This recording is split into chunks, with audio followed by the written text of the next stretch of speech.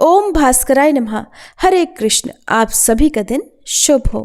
आज दिनांक है 9 दिसंबर, दिन है मंगलवार और आज है पौष मास के कृष्ण पक्ष की पंचमी और षष्ठी तिथि। पंचमी तिथि आज दोपहर 2:28 तक रहेगी। बाद में षष्ठी तिथि प्रारंभ हो जाएगी जो कि अगले दिन दोपहर 1:46 पर समाप्त होगी।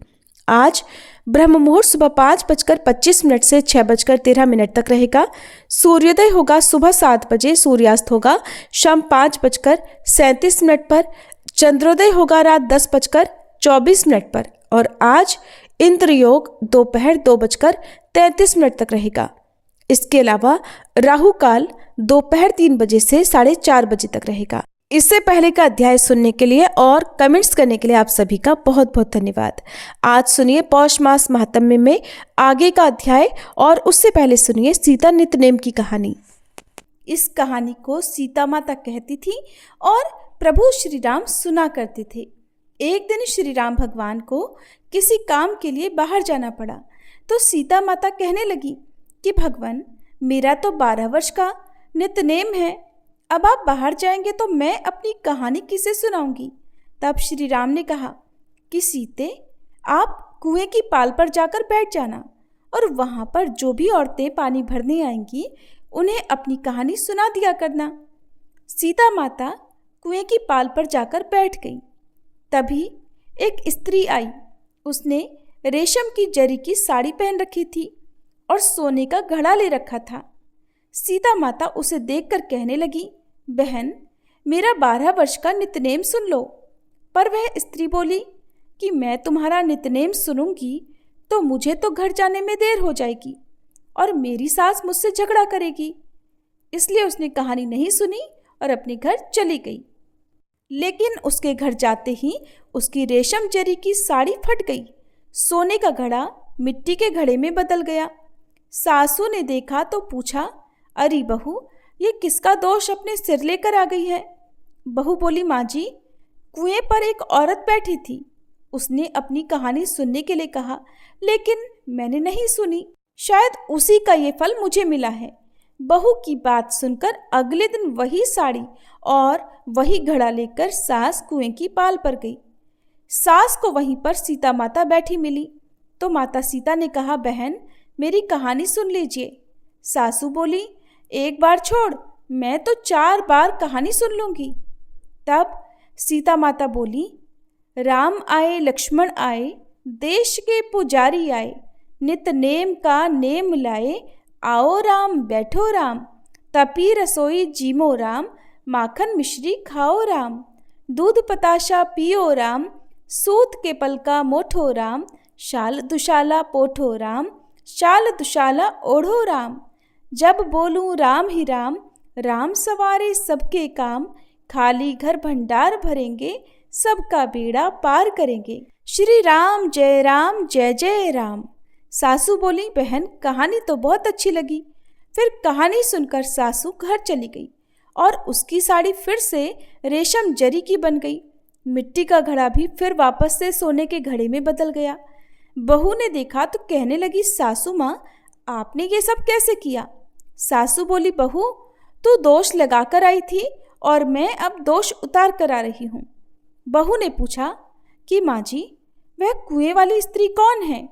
सासू ने बताया कि वह तो सीता माता थी। वो पुराने से नया कर देती हैं, खाली घर में भंडार भर देती हैं। वह लक्ष्मी जी का वास घर में कर देती हैं और मनुष्य की जो भी इच्छा हो उसे पूर्ण कर देती हैं।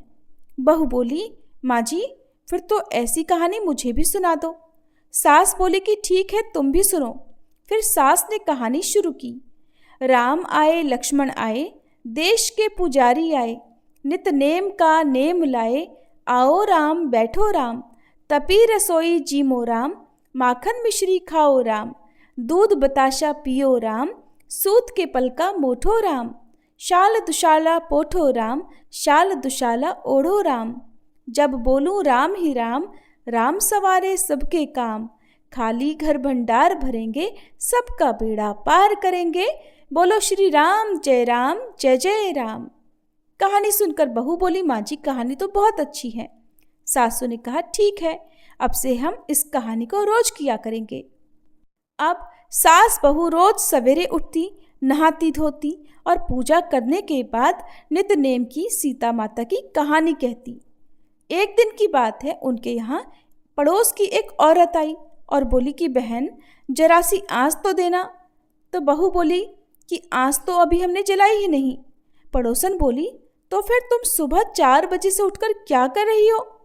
तो उन्होंने कहा कि हम तो सुबह सुबह उठकर पूजा करते हैं, फिर सीता माता की नित्य नेम की कहानी कहते हैं। पड़ोसन ने उनकी बात सुनकर फिर कहा कि सीता माता की कहानी कहने से तुम्हें क्या मिला? तब वे दोनों बोली कि सीता माता की कहानी कहने से घर में भंडार भर जाते हैं, सारे काम पूर्ण हो जाते हैं, मन की इच्छा भी पूरी होती है। पड़ोसन ने कहा बहन अगर ऐसा है तब तो फिर मुझे भी कहानी सुना दो।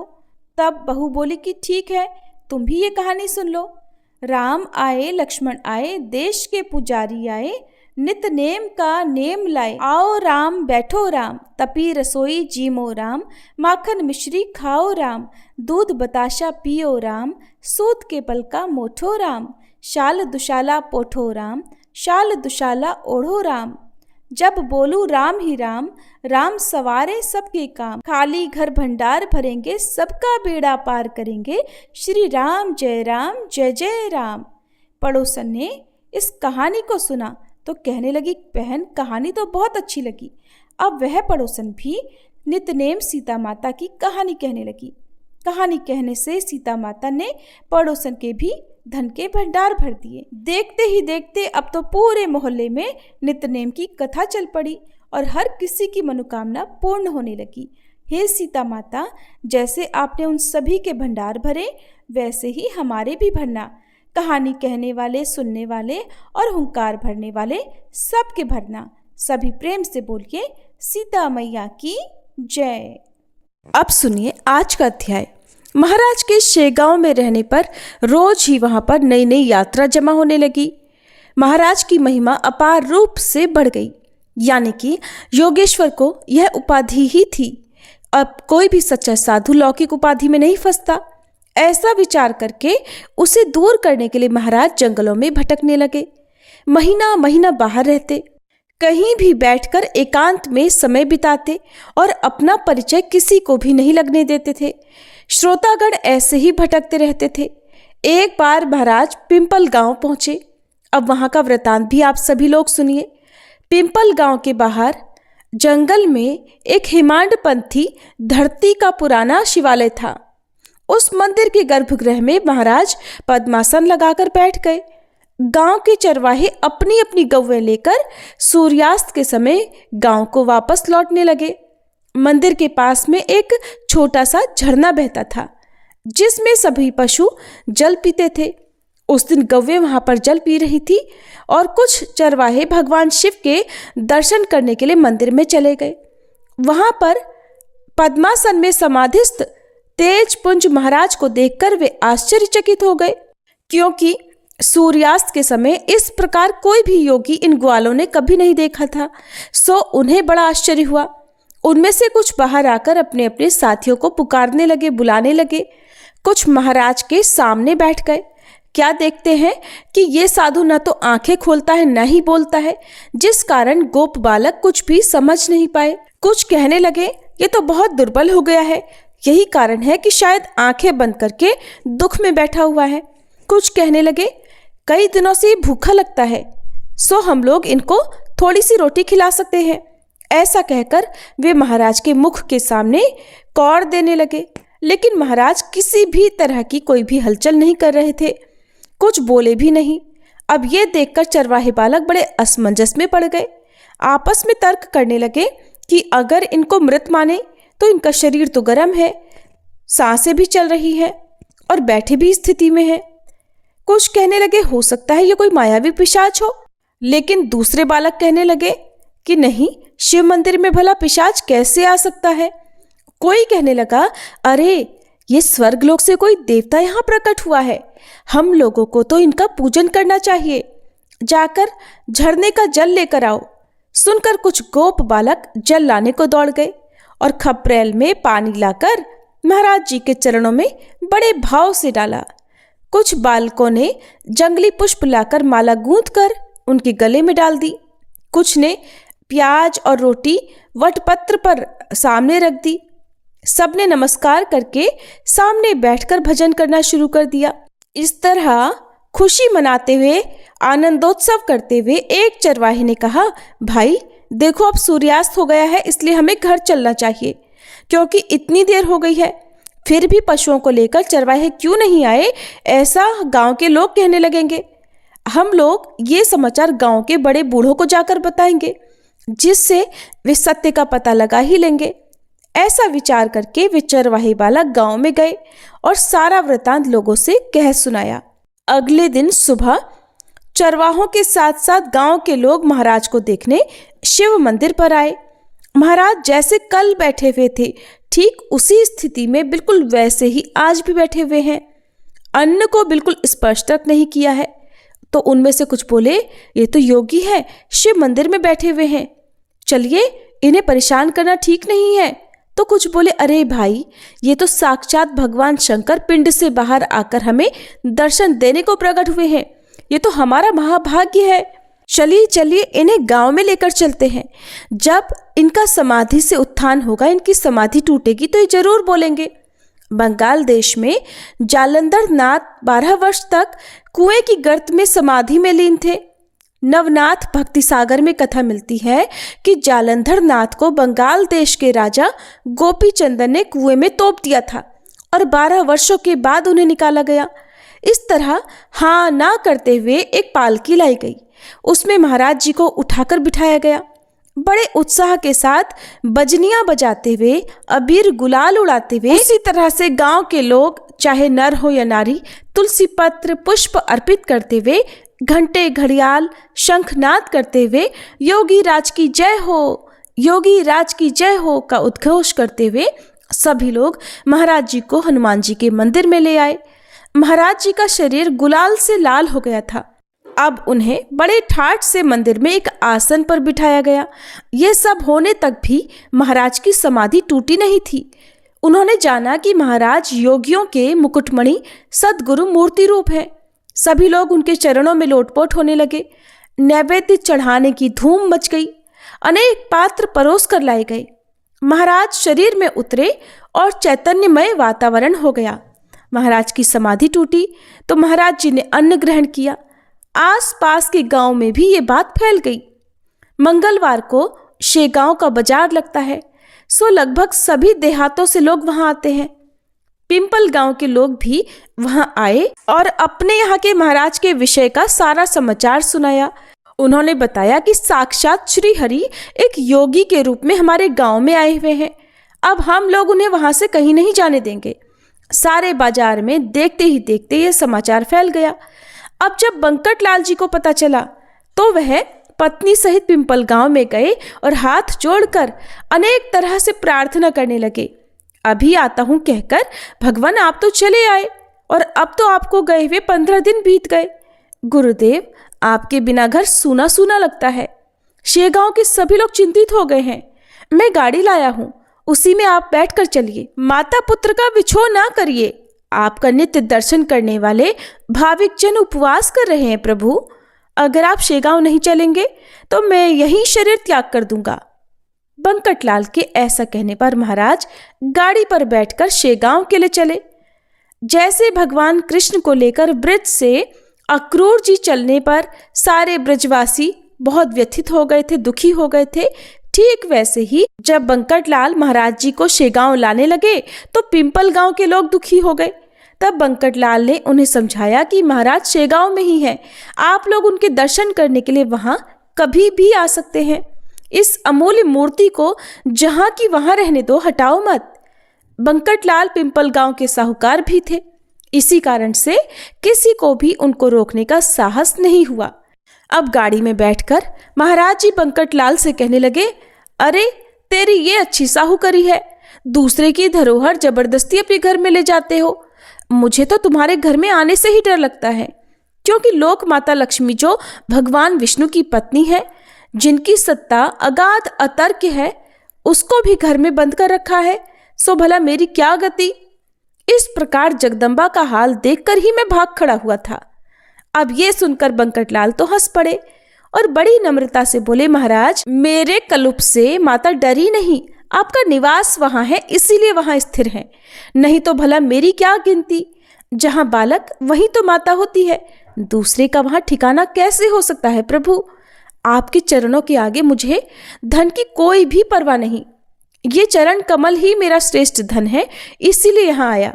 अब ये मेरा घर मेरा नहीं, सब कुछ आपका है, आप ही उसके स्वामी हैं, और स्वामी को भला कोई सेवक कैसे रोक सकता है। मेरी तो बस इतनी ही प्रार्थना है, जैसे गाय चरने के लिए जंगल में जाती है, लेकिन शाम होने पर अपने बछड़े के लिए वो फिर से वापस लौटकर घर आ जाती है, ऐसे ही आप भी कीजिए। कहीं भी जाइए, जहां आपकी इच्छा हो वहां आप जाइए, लेकिन शेगांव को कभी मत बिसारिए। इस प्रकार प्रार्थना करके बंकटलाल महाराज जी को शेगांव में ले आए। महाराज जी अब कुछ दिन शेगांव में रहे। एक दिन फिर वो निकल पड़े। बरार में अडगांव नाम का एक देहात है, महाराज जी वहां जाने के लिए चल पड़े। शेगांव वासियों की नजर बचाकर वे प्रातःकाल ही चल पड़े। महाराज जी की गति वायु के समान थी। उनकी गति देखकर साक्षात हनुमान जी पुनः अवतरित हुए ऐसा लगता था। वैशाख का महीना था। भगवान सूर्य 16 कलाओं से तप रहे थे। इस प्रचंड ताप से कहीं भी जल नहीं बचा था। मध्याह्न के समय महाराज अकोली नाम के एक देहात के पास पहुंचे। अब महाराज जी को जोर से प्यास लगी, लेकिन जब उन्होंने चारों ओर देखा तो जल का कहीं कोई अता पता नहीं था। जल के बिना महाराज जी के होठ सूख गए और लगातार पैदल चलने के कारण पूरा शरीर पसीने से भरा हुआ था। इस कारण से भी उनके शरीर में पानी की बहुत कमी हो गई थी। ऐसी भरी दोपहरी में वहीं पर भास्कर नाम का एक किसान अपने खेत में काम कर रहा था। किसान की स्थिति को देखकर ऐसा लग रहा था कि किसान ही सब जगत का अन्नदाता है। ये श्रेष्ठ होते हुए भी अपार यातना सहता है। आतप, वर्षा, शीत ऋतुओं की यातनाएं सहकर वह कृषि करता है। इस अकोली के आसपास जल का बड़ा अकाल पड़ा हुआ था। जब वह पूरा दिन भर खेतों में काम करता था तो उसे प्यास लगती थी। इसीलिए भास्कर ने पीने के लिए एक मटका भरकर घर से लाकर रखा हुआ था और उसे एक वृक्ष की छांव में रखा था। जब वहां महाराज पहुंचे तो भास्कर से बोले, भाई मुझे बड़ी जोर से प्यास लगी है, पीने के लिए जल दे दो, ना मत करना। पानी के बिना प्राणों की रक्षा होना बड़ा कठिन लग रहा है, इसलिए जलदान महान पुण्य कारक माना जाता है। ये सुनकर भास्कर ने कहा कि तुम जैसे हष्ट पुष्ट को जल पिलाना काहे का पुण्य भला। यदि अनाथ हो, पंगु हो, दीन हो तो बात अलग है। तुम तो हट्टे कट्टे दिखाई देते हो। जाकर जल ढूंढ लो, जल की व्यवस्था खुद कर लो। अरे जो समाज हित के लिए कुछ काम करता है उसकी सहायता करना तो ठीक है, लेकिन तुम जैसे हष्ट पुष्ट को जल देना तो उल्टा पाप है। तुमने तो भीख मांगकर अपना शरीर पुष्ट किया है। अरे कुछ परिश्रम ना करके खाने वाले तुम इस धरा पर भार के समान हो। मैंने तो अपने पीने के लिए सिर पर मटका ढोकर लाया है, तुम्हारे जैसे निठल्ले के लिए नहीं। पीसे पिसान पर लकीर ना मारो और यहाँ से चलते बनो। अरे चांडाल, यहाँ से अपना मुंह काला करो। मैं तुम्हारी प्रार्थना से झुकने वाला नहीं हूँ। तुम्हारे जैसे निकम्मे ने हमारे यहाँ जन्म लिया, इसीलिए सारे जगत में हम लोग दुर्भागी हो गए। भास्कर का व्याख्यान सुनकर महाराज स्मित वदन कर वहां से चल पड़े। थोड़ी दूरी पर एक कुआं था। जब महाराज उस कुएं की ओर चलने लगे तो भास्कर बोला, अरे पागल, उधर किस लिए जा रहा है? वहां कुआं सूखा पड़ा है, जल का नाम नहीं है वहां। यहां से 1 कोस के आसपास कहीं पर भी जल नहीं मिलेगा। सुनकर महाराज जी बोले, तुम जो कहते हो सो ठीक है, फिर भी मैं प्रयास कर लेता हूं। तुम्हारे जैसे बुद्धिमान अगर जल के लिए त्रस्त है तो हमसे स्वस्थ कैसे बैठा जा सकता है? यदि कर्ता का हेतु शुद्ध हो तो जगन नियंता परमेश्वर सहायता अवश्य करते हैं। और फिर समाज के लिए मुझे भी तो कुछ करना चाहिए, ऐसा अभी अभी तो तुम ही ने कहा। कहकर महाराज कुएं के पास आए जिसमें जल की एक बूंद भी नहीं थी। ये देखकर वृक्ष के नीचे एक पत्थर पर हताश होकर महाराज जी बैठ गए। आंखें मूंदकर ध्यानस्थ बैठकर भगवान विष्णु का स्मरण करने लगे। जो जो सच्चिदानंद हैं, दयाघन हैं, दीनों का उद्धार करने वाले तथा जगत गुरु हैं, उन्हें समर्थ कहने लगे। हे देवाधिदेव, वामन, वासुदेव, प्रद्युम्न, राघव, विट्ठल, नरहरि, ये अकोली गांव जल के अभाव से त्रस्त हुआ पड़ा है। किसी भी कुएं में पानी की एक बूंद तक नहीं है। भगवान, मानवीय प्रयत्न सारे असफल हो गए हैं, इसीलिए आज मैं आपकी प्रार्थना कर रहा हूं, कृपया इस कुएं को पानी से भर दीजिए। आपकी करनी तो अघटन घटना है, जो घट नहीं सकता वो भी तो आपकी कृपा से शीघ्र घट जाता है। प्रभु, जलते आम वृक्ष में हे पांडुरंग, आपने बिल्ली के शिशुओं का रक्षण किया। भक्त प्रहलाद की रक्षा करने के लिए आप स्तंभ से प्रकट हो गए हैं। गोकुल की गौओं की रक्षा करने के लिए आपने 12 गांवों का अग्निपान किया। इंद्र के कोप से बचाने के लिए नख के अगले हिस्से पर आपने गोवर्धन पर्वत धारण किए। थानेदार दामाजी पंत को छुड़ाने के लिए आपने बिट्ठू महाराज जी का रूप धारण किया। चोखा मेला के लिए ढोर खींचे और सावता माली के खेतों की रक्षा करने के लिए तो आपने गधे तक हाँके। प्रभु, उपमन्यु को दूध का सागर प्रदान किया। उसी तरह नामदेव को मारवाड़ में तृषा लगी, प्यास लगी तो सूखे कुएं को लबालब जल से भर दिया। महाराज इसी प्रकार मन ही मन प्रार्थना कर रहे थे कि महान आश्चर्य हुआ। कुएं में झरना फट पड़ा और देखते ही देखते कुआं जल से भर गया। जिसके जगन्नाथ सहाय होते हैं, फिर भला उसके लिए क्या नहीं होता। सत्य है कि ईश्वरी सत्ता अगाध है, अघटन घटना घट सकती है। उछलता हुआ जल महाराज पीकर तृप्त हो गए और जो भास्कर ने देखा उसका तो चित्त चकित हो गया। ये सब देखकर उसका तो कोई तर्क नहीं चल रहा था। अरे, जो कुआं 12 वर्षों से सूखा पड़ा था उसे इन्होंने क्षण भर में जल से भर दिया। हो न हो ये तो महान साक्षात्कारी पुरुष हैं। अब कृषि का काम छोड़कर भास्कर वहां दौड़ते हुए आया और महाराज के चरण कमलों में दृढ़ता से लोटपोट होने लगा। उनके चरण पकड़कर प्रार्थना करने लगा, कहने लगा, हे मानव शरीरधारी भगवान, मैं आपका अबोध शिशु हूं, मुझे क्षमा करो। आपके प्रभाव से अनजान होकर मैंने आपको बहुत कुछ भला बुरा कह दिया था। प्रभु, सो कृपा निधान वो मेरे अपराध क्षमा कर दीजिए। गोपियों के कटु वचन भी तो भगवान कृष्ण ने अपने ध्यान में नहीं लिए थे। आपके बाह्य भेष से मैं ठगा गया था, जिसका प्रत्यक्ष कृति द्वारा अपने भ्रम में निराश किया। हे सद्गुरुनाथ, अब मैं आपके ये चरण नहीं छोड़ने वाला। ये सब प्रपंच मिथ्या है, आज मुझे ये पता लगा।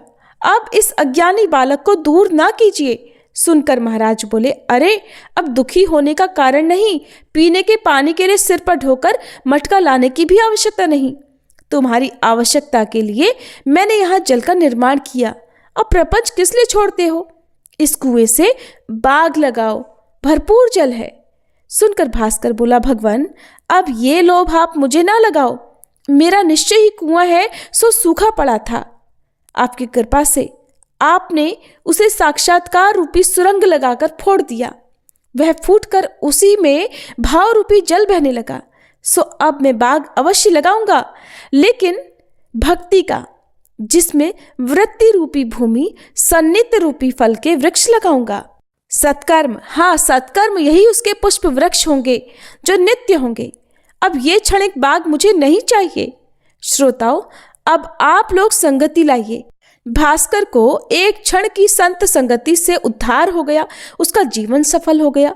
सच्चे साधुओं की संगति सारे बंधनों से श्रेष्ठ है। जैसे तुकाराम महाराज जी ने कहा है, संत चरण रज अभंग में अपने हित के लिए उस अभंग का मनन चिंतन करिए। पानी लगाने के बाद अब सभी लोग महाराज के दर्शन करने के लिए दौड़ पड़े। ठीक वैसे ही दौड़ पड़े जैसे मधुमक्खी मधु के लिए दौड़ती है, शक्कर कण के लिए चींटियां दौड़ पड़ती हैं। वैसे ही साधु जन समुदाय, भारी भरकम भीड़ साधु महाराज जी के लिए दौड़ पड़ी। बड़ा जन समुदाय वहां आया और कुएं के जल को पीकर देखा, जो निर्मल, शीतल और अमृत के समान मधुर था। सभी लोग गजानन महाराज की जय जयकार करने लगे। इसके बाद गजानन महाराज भास्कर के साथ आगे अडगांव ना जाकर शेगांव में वापस लौट आए। श्री गजानन महाराज सिद्ध योगी थे। हरे कृष्ण। आज का प्रसंग यही समाप्त हुआ। इसके आगे का वृतांत आप सभी कल के अध्याय में सुनिएगा। सभी प्रेम से बोलिए श्री गजानन महाराज की जय। श्री रवि हरत हो घोरतम अगणित किरण पसारी, वंदन करूं तब चरणन में अर्घ देऊं जलधारी। सकल सृष्टि के स्वामी हो सचराचर के नाथ, निस दिन होत तुमसे ही होवत संध्या प्रभात। जय भगवान सूरतमहारी, जय खगेश दिन कर शुभकारी। तुम हो सृष्टि के नेत्र स्वरूपा, त्रिगुणधारी त्रैवेद स्वरूपा। तुम ही करता पालक संहारक, भुवन चतुर्दश के संचालक। सुंदर बदन चतुर्भुजधारी, रश्मि रथी तुम गगन विहारी। चक्र शंख अरु श्वेत कमलधर, वर मुद्रा सोहत चोटे कर। शीश मुकुट कुंडल गलमाला, चारु तिलक तब भाल विशाला। सप्त अश्वरथ अति द्रुतगामी, अरुण साथी गति अविरामी। रक्त वरुण आभूषण धारक, अति प्रिय तोहे लाल पदारथ। सर्वात्मा कहे तुम्हें ऋग्वेदा, मित्र कहे तुमको सब वेदा। पंच देवों में पूजे जाते, मनोवांछित फल साधक पाते। द्वादश नाम जाप उद्धारक, रोग शोक अरु कष्ट निवारक। माँ कुंती तब ध्यान लगायो, दानवीर सूत कर्ण सो पायो। राजा युधिष्ठिर तब जस गायो, अक्षय पात्र वो वन में पायो। शस्त्र त्याग अर्जुन अकुरायो, बन आदित्य हृदय से पायो। विंध्याचल तब मार्ग में आयो, हाहाकार तिमिर से छायो। मुनि अगस्त गिरि गर्व मिटायो, निज तप बल से विंध्य नवायो। मुनि अगस्त तब महिमा गाई, सुमिर भये विजयी रघुराई। तोहे विरोक मधुर फल जाना, मुख में ली नहीं तोहे हनुमाना। तब नंदन शनिदेव कहावे, पवन के सूत शनि तीर मिटावे। यज्ञ व्रत स्तुति तुम्हारी कीन्ही, भेंट शुक्ल यजुर्वेद की दीन्ही। सूर्यमुखी खरितर तब रूपा, कृष्ण सुदर्शन भानु स्वरूपा। नमन तोहे ओंकार स्वरूपा, नमन आत्मा अरुकाल स्वरूपा। दिग दिगंत तब तेज प्रकाशे, उज्ज्वल रूप तुम्ही आकाशे। दश दिगपाल करत तब सुमिरन, अंजलि नित्य करत हैं अर्पण। त्रिविध ताप हरता तुम भगवन, ज्ञान ज्योति करता तुम भगवन। सफल बनावे तब आराधन, गायत्री जप सरल है साधन।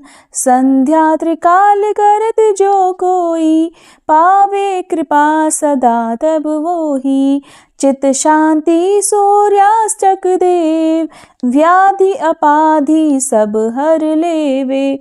अष्टदल कमल यंत्र शुभकारी, पूजा उपासना तब सुखकारी। माघ मास शुद्ध सप्तमी पावन, आरंभ हो तब शुभ व्रत पालन। भानु सप्तमी मंगलकारी, भक्ति दायनी दोषणहारी। रविवासर जो तुमको ध्यावे, पुत्रादिक सुख वैभव पावे। पाप रूपी पर्वत के विनाशी, व्रज रूप तुम हो अविनाशी। राहु आन तब ग्रास बनावे, ग्रहण सूरता को लग जावे। धर्म दान तप करते हैं साधक, मिटत राहु तब पीड़ा बाधक। सूर्य देव तब कृपा कीजे, दीर्घ आयु बल बुद्धि दीजे। सूर्य उपासना कर नित ध्यावे, कुष्ठ रोग से मुक्ति पावे। दक्षिण दिशा तोरी गति जावे, दक्षिणायन वो ही कहलावे। उत्तर मार्गी तोरो रथ होवे, उत्तरायण तब वो कहलावे। मन और वचन कर्म हो पावन, संयम करता भलित आराधन। भरत दास चिंतन करत घर दिन कर तब ध्यान, रखियो कृपा इस भक्त पे तुम्हारी सूर्य भगवान। ओम जय सूर्य भगवान, जय हो दिनकर भगवान। जगत के नेत्र स्वरूपा, तुम हो त्रिगुण स्वरूपा। धरत सब ही तब ध्यान, ओम जय सूर्य भगवान।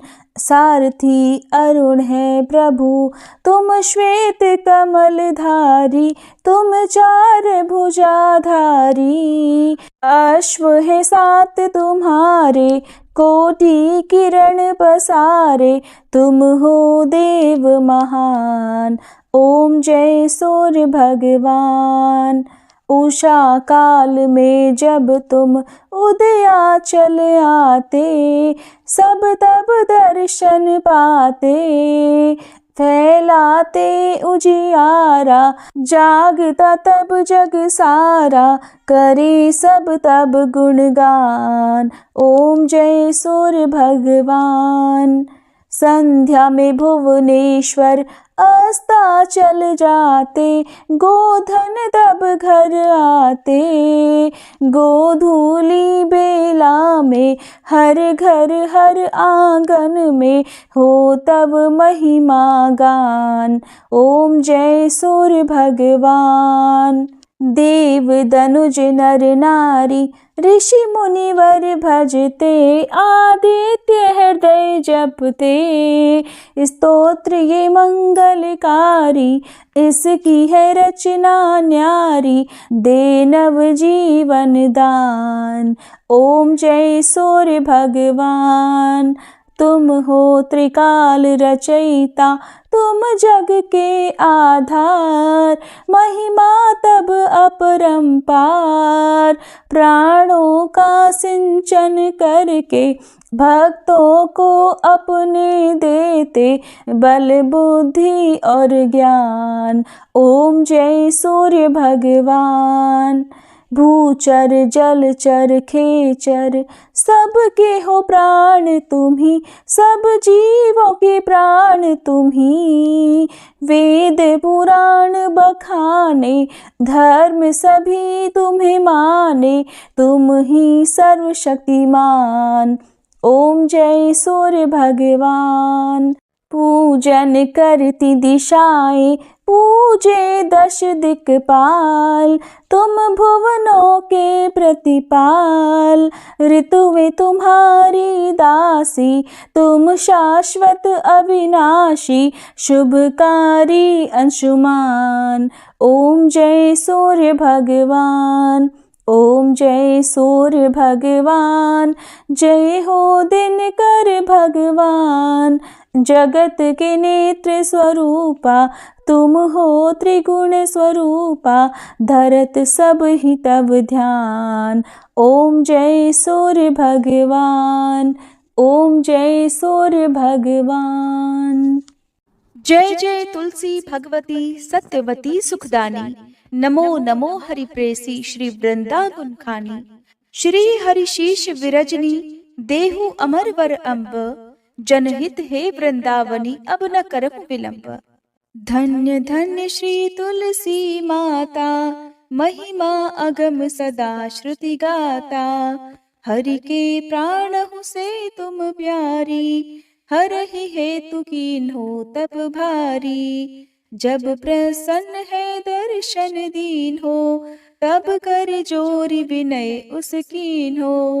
हे भगवंत कंत मम होहु, दीन जानि जानि छाड़हु छोहु।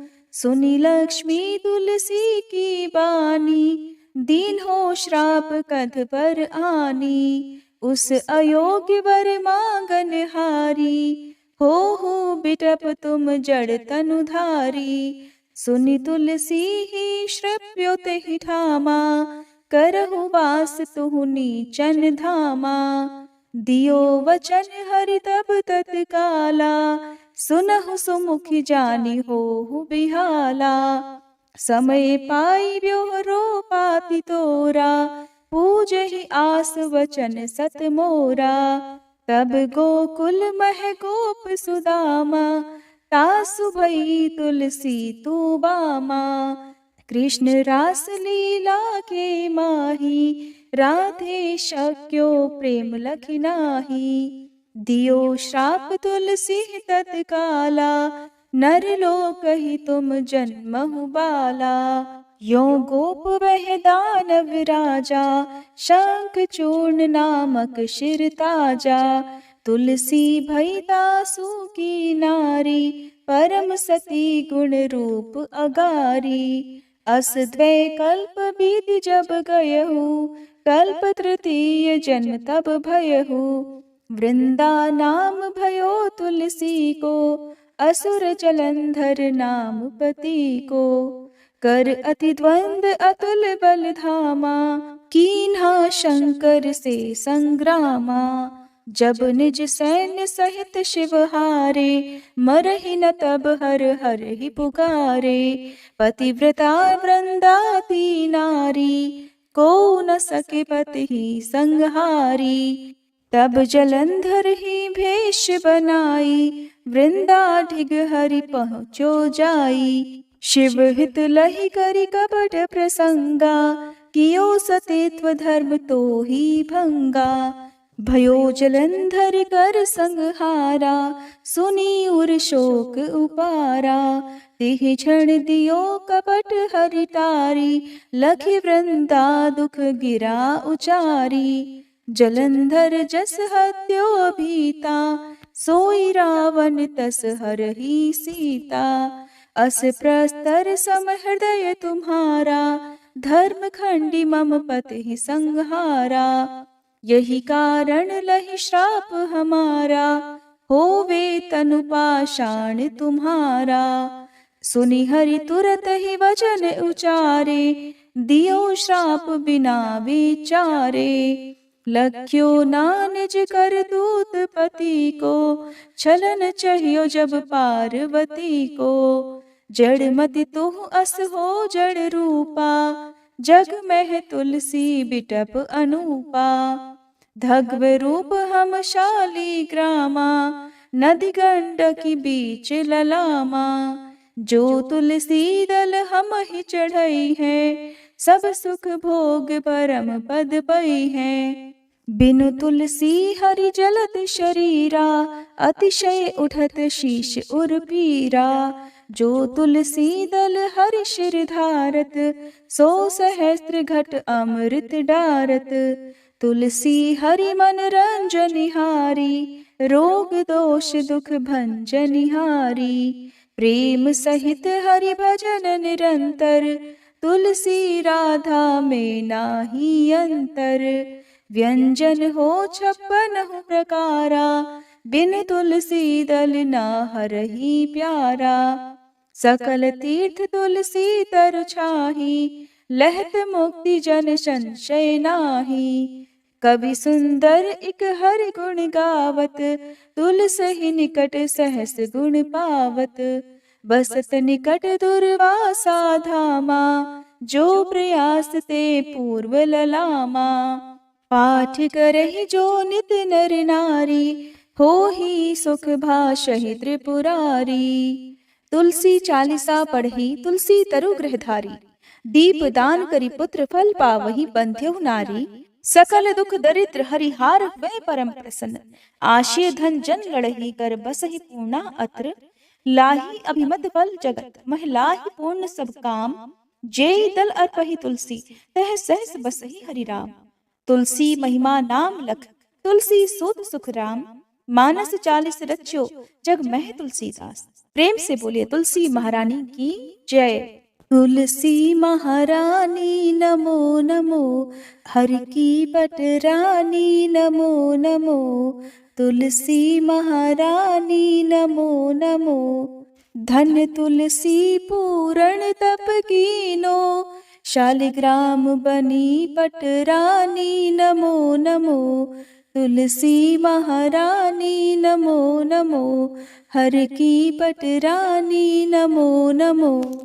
जाके पत्र मंजरी कोमल, श्रीपति कमल चरण लपटानी नमो नमो।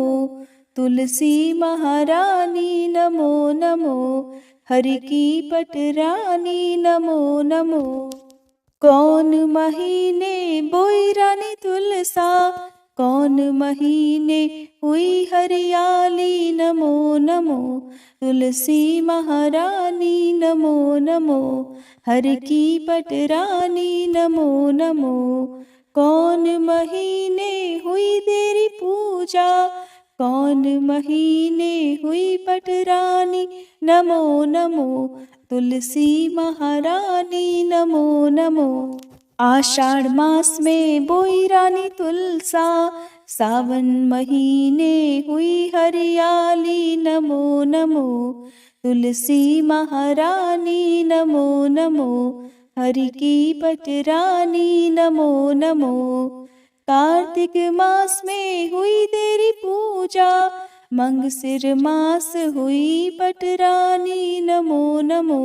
तुलसी महारानी नमो नमो, हर की पटरानी नमो नमो। धूप दीप नैवेद्य आरती, पुष्पन की वर्षा बरसानी नमो नमो। तुलसी महारानी नमो नमो, हर की पटरानी नमो नमो। 56 भोग 3600 व्यंजन, बिन तुलसी हरि एक न मानी नमो नमो। तुलसी महारानी नमो नमो, हरि की पटरानी नमो नमो। जो तुलसी को सवेरे गाए, श्री कृष्ण के दर्शन पाए नमो नमो। तुलसी महारानी नमो नमो, हर की पटरानी नमो नमो। जो तुलसी को दोपहर गाए, खीर खांड का भोग लगाए नमो नमो। तुलसी महारानी नमो नमो, हर की पटरानी नमो नमो। जो तुलसी को सांझ को गाए, श्री कृष्ण की आरती उतारे नमो नमो। तुलसी महारानी नमो नमो, हर की पटरानी नमो नमो। जो तुलसी को रात को गाए, श्री कृष्ण के चरण दबाए नमो नमो। तुलसी महारानी नमो नमो, हर की पटरानी नमो नमो। सब सखी मैया तेरो यश गावे, भक्ति दान दीजे महारानी नमो नमो। तुलसी महारानी नमो नमो, हर की पटरानी नमो नमो। तुलसी महारानी नमो नमो, हर की पटरानी नमो नमो। प्रेम से बोलिए श्री कृष्ण भगवान की जय, तुलसी महारानी की जय।